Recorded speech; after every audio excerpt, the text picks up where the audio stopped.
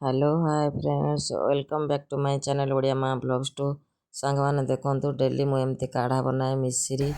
अदा टिके एमती घोरी दिए गोलमरीच गुंड टे पकई दिए आ मिश्री तेजपत्र गोटा को धोई देगी दी खंड कर पकई दिए आ मिश्री गोटे पीस छोट पीस पकईदेली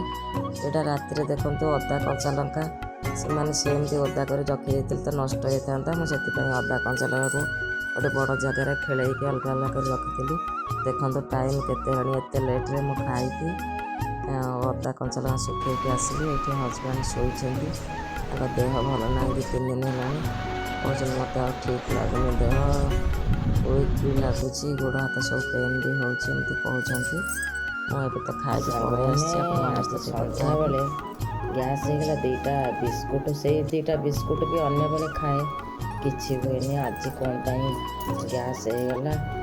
जुआणी भी खाइली एबे भी जुआणी अच्छी और जुआणी टिके मु खायापाई आनी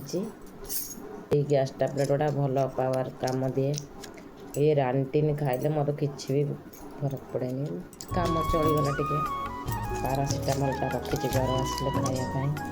2टा तो एमती सन्ध्या बहुत कष्ट है तापर हजबैंड आसले कहले अटा सुजी मिसेक चकुड़ी करके दे अटा सुजी पान मधुरी गुड़ सब मिसेक चकुड़ी करके देली आहरी बैटर बड़ी सका टिफिन काम लगे तापर बोहू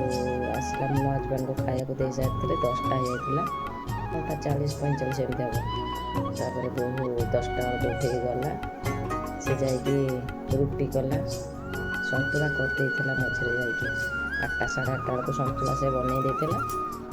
मत से केत कहला खाइदियो मोर जमा भी इच्छा हो कहीं से अटा चकड़ी गोटे खाईदेली गैस भी होता भल लगुना खाई नी एबे खाई बासन धोइली लंका अदा बहुत धोईकी गोटे छोट जाली सब तक धोई तो अदा लंका पचिज मुझे टेबुल पर फैन रे सुखेदेली खेलैकी बड़ जगार तुम जमी देखली कि टाइमटा तो 11:40 है मुझे रात आज दिन जाक किसी वीडियो तो बनईनी पुआ को डाकिली कि पुआ आसे मो देह भल लगुनि घर को पलैया से रुह टिके एपट सेपट जाऊँ मत भल लगे ठीक अच्छे बुलाबुली करके आसे जन पिला अच्छा बाप माँ कथा सब मानती बाहर बहुत प्रशंसा शुणा पड़े बाप माँ को कहीं समस्त कहते पिला को भल संस्कार होती जो पिला कुसंगरे पड़ी कथा बाप माँ न मानिला तो से बाप माँ को बहुत किसी खराब कथा शुणा पड़े से मैंने भावती जे घरे किसी संस्कार दौना ना पिला को संस्कार से बाप माँ निश्चिंत दौथे पिला माने कुसंगरे पड़ी पथभ्रष्ट हो जाती से जगह कौन करा छोट पिला ये सीना सजाड़ी नब बड़ पिला जदि हठात अधा बाटर कुसंगरे पड़ी एमती हे तो किसी करा जाई परिबनी जड़े 22-23 वर्ष युवक से अन्य मान कथार तो खाली बारंबार तुम कहीकि किसी बुद्धि खर्च कर हटई आने को सेठू चेष्टा कर जदि सफल नहल तो किसी भी कर कौन कर पिला जब टी उल्टा पल्टा कहले से अलग प्रकार धमक देवे से किसी न कहीकि साइलेंट रही भी किसी सजाड़ी हम जी जमी सेमती पिला बाप माँ मैंने बहुत किसी करते निजे पछे उपास रही पिला खाया देवे पिला पाठपढ़ा खर्च से पुराणा लोक मैंने गाँ छाड़ी सहर को आसुले घर भड़ा नहीं को बंधुबांधव घरे रखी पिलापाई खाद्य पठेबे बंधुबांधव रखे निजे जावास करेंगे बहुत कष्ट पिला पाठ पढ़ाई मनीष करते से पिला आज ही इंग्लीश मीडियम पढ़ी नथिबे किंतु से माने भी आज डॉक्टर इंजीनियर हो सब अच्छा किंतु एबे पिला माने कौन करछन्ते ना से ही बाप माँ को ये बुढ़ा बुढ़ी अवस्था नहीं कि वृद्धाश्रम छाड़ दौरान ते गाँव में छाड़ देकी रखिकी पलि आर किसी प्रोब्लेम अच्छे से अलग कथा जार किसी सुविधा नथिबो प्रोब्लेम होउथिबो से माने छाड़िले तो ताक कथा टिके अलग कथा जार सब प्रकार सुविधा थी चाहिए करें से मैंने नहीं कि बाप माँ को सब वृद्धाश्रम छाड़ दौरान ବୃଦ୍ଧାଶ୍ରମରେ ରହିଯିବେ ସତ, କିନ୍ତୁ ପରିବାରର ଯେଉଁ ଦାୟିତ୍ୱ ଯତ୍ନ ସ୍ନେହ ମମତାଟା ପାଇବା କଥା ସେଟା କ'ଣ ସେଠି ମିଳିବ? ସେମାନେ ଯେତେବେଳେ ପରିବାର ମାନେ ଯେଉଁ ପିଲାମାନେ ଛୋଟ ଥିଲାବେଳେ ଯେଉଁ ବାପା ମାଆ ମାନେ ପିଲାମାନଙ୍କ ସହିତ ଯେମିତି ସମୟ କଟାଉଥିଲେ, ହସ ଖୁସି କରୁଥିଲେ, ପିଲାମାନଙ୍କ ପାଇଁ ଏତେ ଲୋଭ କରି ଏତେ କଷ୍ଟ କରି ନିଜର ଯେତେ ବି ଅସୁବିଧା ଯାଉ ତାଙ୍କ ପାଇଁ କରୁଥିଲେ, ସେଇ ପିଲାମାନଙ୍କୁ ଏବେ ଟାଇମ୍ ମିଳୁନି, ବାପା ମାଆଙ୍କୁ ଟାଇମ୍ ଦେବା ପାଇଁ ଟାଇମ୍ ମିଳୁନି। ତ ସେ ପିଲାମାନେ କ'ଣ ଆଶୀର୍ବାଦ ପାଇବେ, କ'ଣ ଭଲ ରହିବେ? ତ ସେମାନେ ଆଗରୁ ତ ନିଜ ପିଲାଙ୍କ ପାଇଁ ବାପା ମାଆ ମାନେ କରୁଥିଲେ, ଏବେର ବାପା ମାଆ ମାନେ, ଏବେର ପିଲାମାନଙ୍କ କଥା କହିଲେ, ଏବେର ବାପା ମାଆ ମାନେ ତାଙ୍କର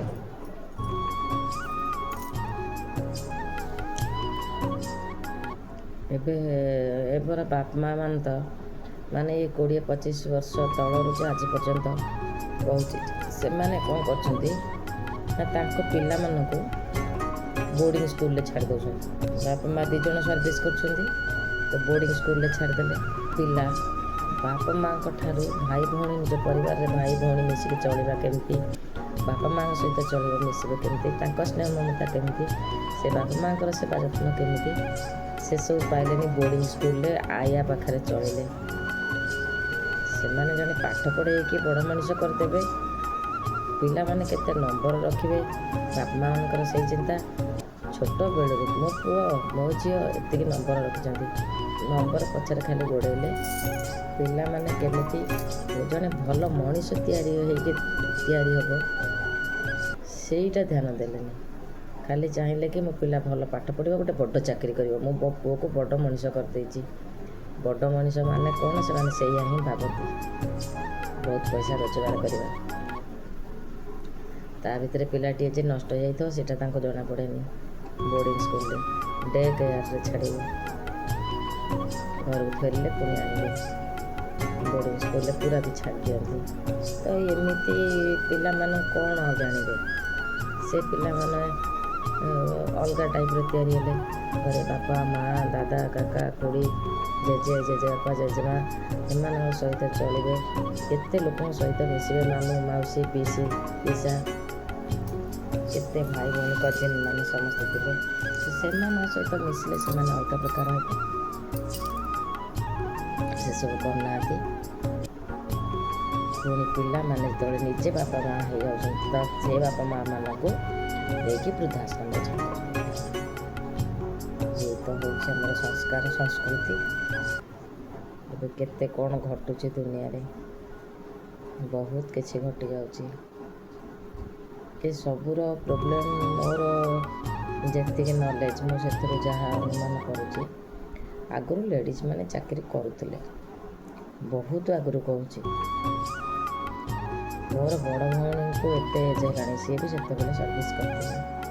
ତା ଆଗରୁ ବି ଆହୁରି ଲୋକମାନେ ସେତେବେଳେ ଲେଡ଼ିଜ୍ ମାନେ ସର୍ଭିସ୍ କରୁଥିଲେ। ସେମାନେ ସର୍ଭିସ୍ କରିକି ବି ଘରର ଦାୟିତ୍ୱ ନେଇପାରୁଥିଲେ, ଘର ଲୋକଙ୍କର ଏତେ ବଡ଼ ବଡ଼ ଜଏଣ୍ଟ ଫ୍ୟାମିଲି, ସେ ତା ଭିତରେ ଚଳିପାରୁଥିଲେ, ସବୁ କରିପାରୁଥିଲେ। କିନ୍ତୁ ଏବେ ଯେତେବେଳେ ଲେଡ଼ିଜ୍ ମାନେ ସର୍ଭିସ୍ କରିବା ପାଇଁ ଯାଉଛନ୍ତି, ଘର କଥା ବୁଝିବା ପାଇଁ ଆଉ କେହି ନାହାନ୍ତି। କାହିଁକି ନା ସମସ୍ତେ ପରିବାର ଠାରୁ ଅଲଗା ରହିଲେ। ମୁଁ, ମୋ ପିଲା, ମୋ ସ୍ୱାମୀ, ସେମାନେ ଯେଉଁ ଏଇ ମୁଁ କଥାଟାକୁ ନେଇକି ଚଳିଲେ, ତାଙ୍କ ପାଖରେ ଆଉ ସାଇଡ଼୍ରେ ରହିଲେନି କେହି ପିଲାମାନଙ୍କ କଥା ବୁଝିବାକୁ। ତମେ ତ ଚାହିଁଲ, ଇଚ୍ଛା କଲ ଯେ ତମ ସ୍ୱାମୀକି ନେଇକି ତମେ ରହିଲ, ତମ ସ୍ୱାମୀକି ନେଇକି ରହିଲେ, ସ୍ୱାମୀ ସ୍ତ୍ରୀ 2 ଜଣ ଯାକ ଯେତେବେଳେ ଅଫିସ୍କି ଯିବ ତ ଘରେ କିଏ ରହିବ? ଘରେ ପିଲା କଥା ବୁଝିବା ପାଇଁ ତ ଜଣେ ଦରକାର ନା। ତମେ ଆୟା ରଖିଦେବ, ବୋର୍ଡ଼ିଂ ସ୍କୁଲରେ ଛାଡ଼ିଦେବ, ସେଇ ତ ମୂଳରୁ ସେଇଠୁ ହେଉଛି ପ୍ରୋବ୍ଲେମ୍। ଏବେ କ'ଣ ଯେ ପ୍ରତି ଘରେ ଯଦି 2ଟା ଲେଡ଼ିଜ୍ ଅଛନ୍ତି, 3ଟା ଲେଡ଼ିଜ୍ ଅଛନ୍ତି, 5ଟା ଲେଡ଼ିଜ୍ ଅଛନ୍ତି, ସମସ୍ତେ ସର୍ଭିସ୍ କଲେ, ପ୍ରାୟ ସମସ୍ତେ ସର୍ଭିସ୍ ସ୍କୁଟି ଧରିକି ଗୋଟେ ଚାଲିଲେ, ସର୍ଭିସ୍ କରନ୍ତୁ ବା ନ କରନ୍ତୁ, ସ୍କୁଟି ଧରିକି ଭାବୁଛନ୍ତି ଗୋଟେ ଫ୍ୟାସନ୍, ଏଇଟା ଗୋଟେ ସ୍କୁଟିଟା ଧରିକି ନେଇକି ଗଲେ, ଦରକାର ଥାଉ କି ନଥାଉ,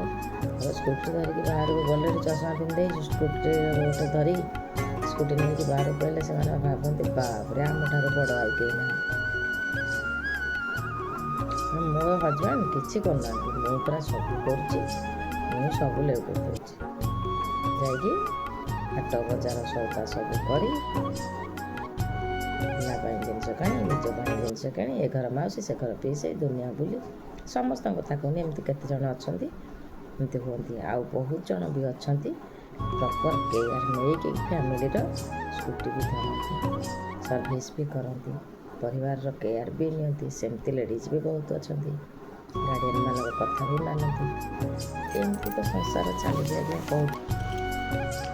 ଏମିତି କହୁଥିଲେ ତ ସାଙ୍ଗମାନେ କହୁଥିବି, ରାତି ବହୁତ ହେଲାଣି, 12ଟା ହେଲାଣି। ଆଉ ମୁଁ ରେଷ୍ଟ ନେବା ଦରକାର, ପୁଣି ମୁଣ୍ଡ ବୁଲେଇବ, ପୁଣି ଗ୍ୟାସ୍ ହେବ। ରହୁଛି ସାଙ୍ଗମାନେ,